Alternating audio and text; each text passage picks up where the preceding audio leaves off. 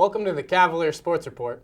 I'm your host, Mackenzie Moore, and today we have with us a special guest, a JCCC Hall of Famer and former women's volleyball coach, Susan Brown. Susan, thanks for coming in today.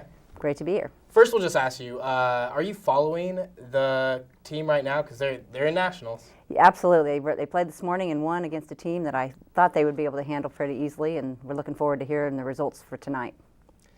What does it take as a head coach to get your team prepared for nationals? Well, it helps when you've had players that have been there before, and I know that this team has a few sophomores that were not there, and so they'll have the experience from the sophomores' experience, but not being at nationals. And it's just a great experience for anybody to be there and traveling to someplace else and playing it away. Just preparing them for that, trying to step up their level, play the best they've ever played the whole season, and making that happen. I remember when we were training for my first or second tournament we went to nationals, I ended up breaking my middle blocker's finger. And that was not a good thing to do, to go into nationals, and then you had to adjust the lineup. So trying to get your strengths and getting them up prepared to play at their highest level is the key, and not have the excitement overtake them and be the deer in the headlights. Now, when you were coaching, you had 16 years, 14 conference titles with an average of about 33 wins per season. How do you create that level of success at any level in sports? Well, you get good players, and then you go with what you have. When I first came, I did not do any recruiting. I graduated from K-State and came here straight here and was coaching the team that was already here. And we had $3,000 scholarships total for all the women's sports, and most of them played volleyball, basketball, and softball, or they played more than one sport, and they may have got a $100 scholarship to play, depending on how we spread that out. So I walked in with not any recruiting, so I can't say it was my recruiting that did that. But the kids that come in, they just worked hard and played at a level that they exceeded their volleyball skills from high school.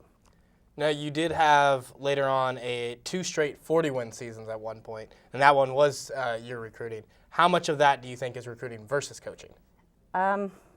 You have to have both. I mean, you have to know what you're doing at the same time. If you don't have the athletes and the talent to do that, you're not going to get very far.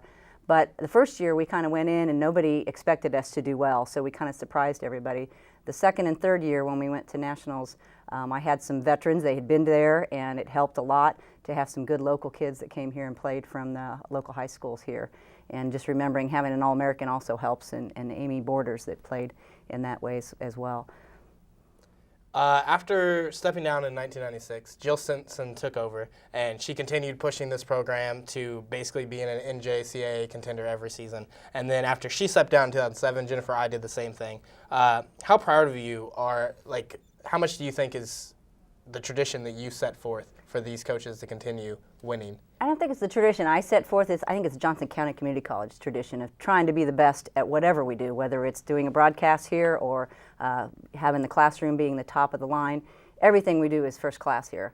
And having those athletes understand that and coming in and ingraining that into them as a student athlete carries on that tradition. Of course, the coaches that you get to coach have that competitive attitude, and Jill and Jenny both had great experience as players and coaches, and came in with that and continued the tradition that was here because of the college itself, I think.